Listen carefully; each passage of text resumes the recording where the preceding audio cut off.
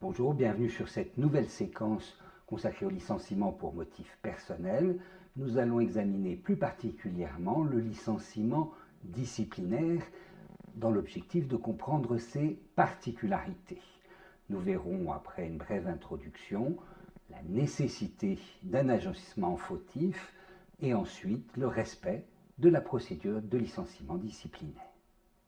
Mais tout d'abord, voyons qu'est-ce que le licenciement disciplinaire et qu'est-ce qu'une faute. Le licenciement disciplinaire, c'est en fait la sanction d'un agissement considéré par l'employeur comme fautif, mais la sanction la plus lourde qui puisse intervenir. Cet agissement fautif, quel est-il? C'est une violation d'une obligation professionnelle, qu'elle soit issue des règles contractuelles ou du règlement intérieur. Donc pour un licenciement disciplinaire, il va falloir rapporter l'existence d'une faute. Nous allons voir comment caractériser la faute. Il y en a de trois types. Tout d'abord, la faute simple, dite également faute sérieuse, qui correspond à l'inexécution d'obligations contractuelles. Ensuite, la faute grave, dont la jurisprudence nous dit quelle est la faute qui rend impossible le maintien du salarié dans l'entreprise. Enfin, la faute lourde. Regardons plus précisément celle-ci. Elle se caractérise par l'intention de nuire à l'employeur ou encore à l'entreprise. Elle peut être requalifiée par le juge qui pourra la considérer simplement comme une faute grave car il l'admet difficilement. Elle est exigée si l'on veut engager la responsabilité civile du salarié ou encore s'il s'agit de licencier un salarié gréviste. Il relève du pouvoir de direction de l'employeur d'apprécier la faute et cette appréciation se fait in concreto en fonction de différents éléments. On peut tenir compte de l'ancienneté du salarié, on peut tenir compte également des fonctions qu'il exerce, de la nature du manquement qui lui est reproché, mais aussi du caractère ponctuel de la faute ou de sa réitération. Enfin, les circonstances de la faute ou ses effets peuvent influer l'appréciation de la faute. Un point particulier à relever, lorsque la faute est constitutive d'une infraction pénale, on peut légitimement se demander s'il est opportun d'engager, en même temps que le licenciement, une procédure pénale pour le salarié qui a commis cette infraction. En effet, il peut y avoir un délai de traitement pénal relativement long. Ensuite, nous pouvons nous retrouver dans une situation délicate si pénalement il y a relaxe. Il y aura effectivement un risque de déqualification du licenciement.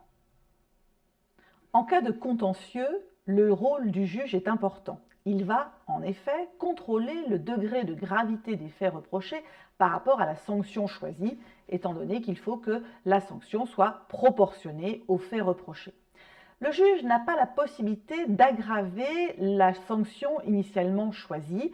Si l'employeur a choisi une faute sérieuse, il ne pourra pas qualifier de faute grave, même s'il estime que les faits reprochés seraient constitutifs d'une faute grave.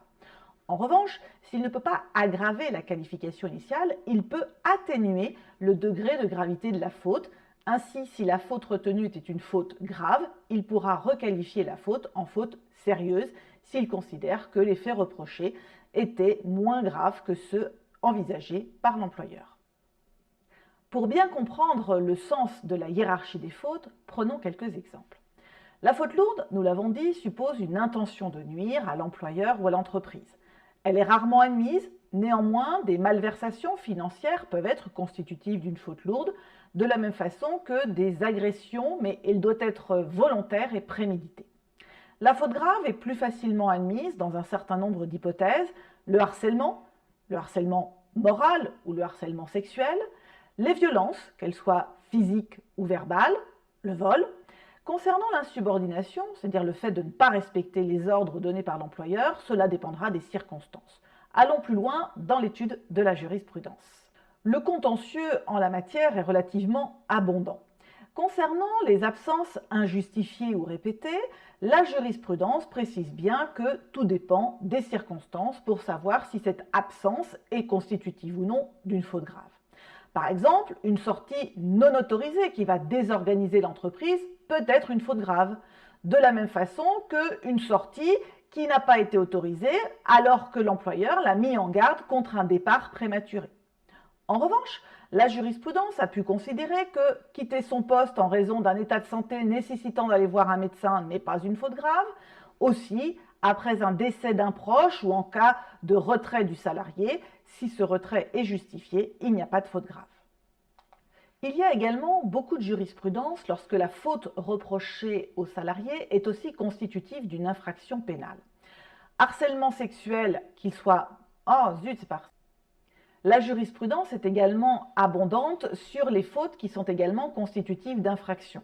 Nous l'avons vu tout à l'heure, il faut s'interroger sur l'opportunité des poursuites car il y a une incidence de la qualification d'infraction par rapport à la qualification de la faute grave.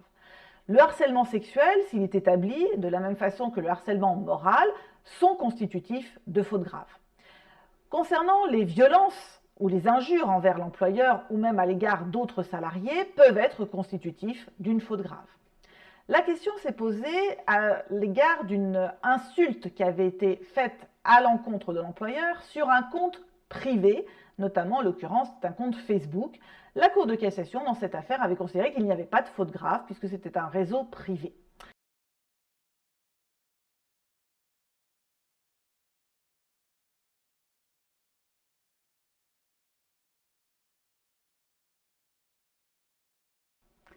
Il y a plusieurs enjeux à la qualification de la faute, qu'il s'agisse de la preuve ou des indemnités. Tout d'abord, concernant la preuve et en cas de contentieux, il faut rappeler qu'en matière de licenciement, la charge de la preuve est partagée et que le juge va former sa conviction au vu des éléments qui auront été rapportés par les parties. La preuve en matière de licenciement se fait par tout moyen, sous réserve bien sûr qu'elle ait été recueillie de manière loyale. Voyons ensuite les enjeux financiers en cas de licenciement disciplinaire.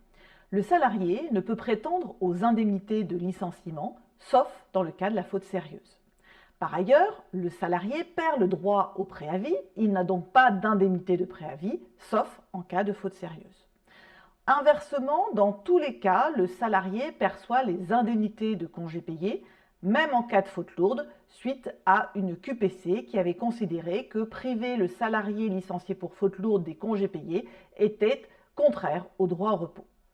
Dans tous les cas, et je dis bien dans tous les cas, le salarié pourra prétendre au droit aux allocations chômage puisqu'il n'y a pas de lien entre le versement des indemnités chômage et le motif de licenciement.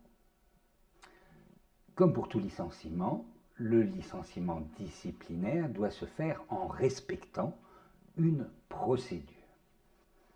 En préalable, soulignons qu'il y a une spécificité du licenciement disciplinaire pour ce qui concerne les règles procédurales et nous allons le voir d'une manière plus précise. Par ailleurs, la sanction du non-respect de ces règles est connue. C'est effectivement une indemnisation qui est d'un maximum d'1 mois de salaire. Quelles sont les étapes successives d'un licenciement disciplinaire? Voyons tout d'abord la mise à pied conservatoire. Elle ne doit en aucun cas être confondue avec la mise à pied disciplinaire qui est une sanction. La mise à pied conservatoire est le fait de dispenser le salarié de son travail avant le prononcé de la sanction. Elle n'est pas obligatoire, mais peut s'avérer fort utile pour pouvoir caractériser la faute grave ou la faute lourde. Si la faute grave ou la faute lourde n'est pas retenue par l'employeur, il faudra que cette mise à pied soit indemnisée. Notons également qu'elle doit être signifiée au salarié sans délai. Que l'employeur souhaite ou non faire une mise à pied conservatoire, dans tous les cas, il doit convoquer le salarié à un entretien préalable. Précision en pratique, si l'employeur fait une mise à pied, elle se fait en même temps que la convocation. La convocation est un courrier envoyé au salarié ou remis en main propre contre décharge, dans lequel l'employeur fixe le jour, l'heure et le lieu de l'entretien. Ce courrier doit contenir le projet de licenciement, sans préciser les griefs retenus contre le salarié, et surtout, l'employeur doit informer le salarié de son droit à l'assistance, soit d'un représentant du personnel, soit d'un conseiller du salarié.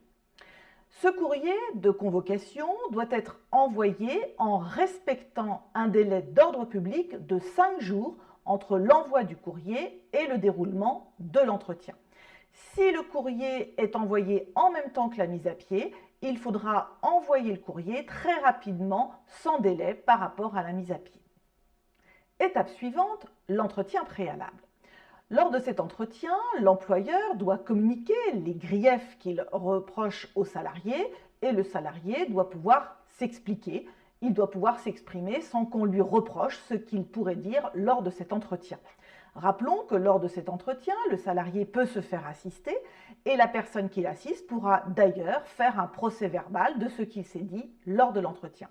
Si le salarié ne se présente pas à l'entretien préalable, cela n'empêche pas la poursuite de la procédure. Une fois l'entretien passé, l'employeur va retenir la sanction du licenciement disciplinaire et la notifier dans une lettre avec accusé de réception. Celle-ci ne peut intervenir dans les 2 jours ouvrables de l'entretien. Elle doit comporter le motif précis, en l'occurrence les agissements considérés comme fautifs par l'employeur et qui font l'objet de la sanction. C'est une mention très importante car, bien sûr, elle va fixer les limites du litige et l'employeur pourra certes préciser les agissements fautifs à la demande du salarié ou de lui-même, mais cela fixera bien le cadre du contentieux à venir. Enfin, il faut noter que la date de présentation de la lettre de notification va correspondre au départ du préavis s'il est dû, c'est-à-dire s'il n'y a pas de faute grave ou lourde, ou sinon à la date du licenciement disciplinaire elle-même. Lorsque la notification est envoyée au salarié, se pose la question du préavis. En principe, lorsque le salarié est licencié pour faute grave ou pour faute lourde, il est privé du droit au préavis. Autrement dit, la présentation de la lettre de notification emporte rupture immédiate du contrat de travail. Inversement, lorsque le salarié a commis une faute sérieuse, il a le droit au préavis. 2 solutions, soit il exécute le préavis normalement jusqu'à la rupture effective, soit l'employeur le dispense d'exécuter le préavis et il perçoit une indemnité de préavis. Que se passe-t-il lorsque le salarié, cette fois-ci, commet une faute pendant l'exécution du préavis? Eh bien, dans cette hypothèse, la faute va interrompre le préavis, le contrat sera alors rompu. Jusqu'à présent, vous avez pu vous dire que la procédure de licenciement disciplinaire était calquée sur n'importe quel licenciement. Eh bien, voyons maintenant quelles sont les particularités de cette procédure disciplinaire. Il y a des dispositions légales à respecter. D'abord, des délais de prescription. L'employeur a 2 mois à compter de la connaissance de la faute pour prendre le licenciement. Au-delà, la faute est prescrite. Par ailleurs, lorsque l'entretien a lieu, l'employeur doit notifier la sanction dans un délai d'1 mois. À côté de ces règles de procédure, une règle essentielle qu'il faut connaître, c'est la règle non bis in idem. En vertu de cette règle, l'employeur ne peut pas sanctionner 2 fois la même faute. La seule chose qu'il peut faire, c'est invoquer la faute initiale en cas de réitération de la faute pour établir la gravité de la faute. Certaines dispositions des conventions collectives peuvent ajouter des éléments de procédure spécifiques, par exemple la réunion d'une commission disciplinaire. Il est important de retenir que lorsqu'elle constitue des garanties de fonds pour le salarié, leur non-respect va entraîner un licenciement sans cause réelle et sérieuse. Que retenir? Le licenciement disciplinaire est basé sur des agissements fautifs que l'employeur va caractériser. On retiendra bien sûr la distinction entre la faute simple, la faute grave et la faute lourde. Ensuite, cette qualification est importante car il y a derrière des enjeux en matière de preuve et d'indemnité. Ensuite, la procédure de licenciement disciplinaire reprend un certain nombre d'étapes qui sont communes au licenciement pour motif personnel, mais présente des particularités. Merci de votre attention.